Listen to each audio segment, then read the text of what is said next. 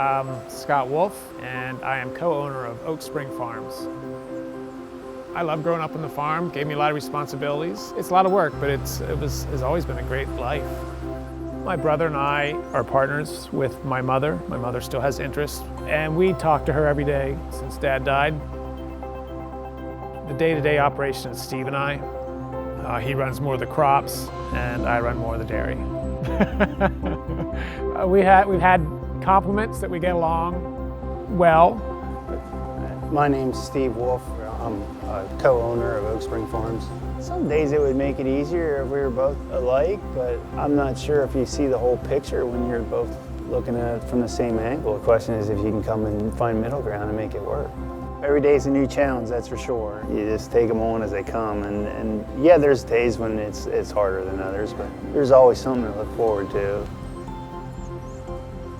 My grandfather died when my dad was a senior in high school, and you have to give him a lot of credit for building what we have. I mean, he started as fresh out of high school and worked really hard to build up the operation he had. Growing up, we always heard that first generation starts it, third generation loses it or screws it up. So being fourth, we want to make sure we do success.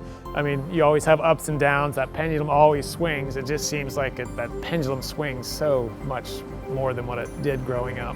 We're always trying to improve, and I think with Purina, the help and their guidance, that's made a pretty big difference.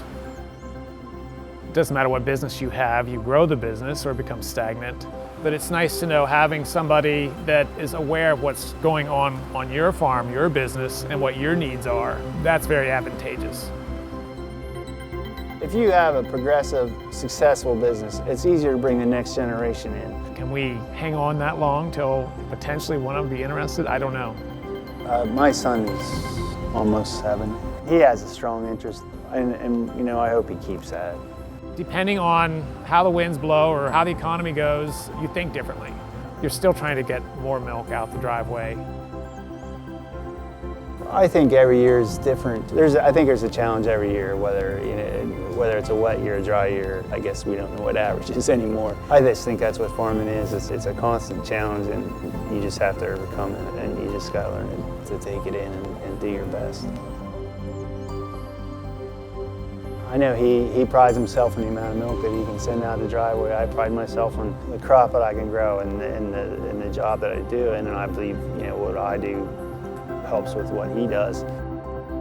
I still get a thrill seeing sunrise, still enjoy seeing that baby calf, that new calf born.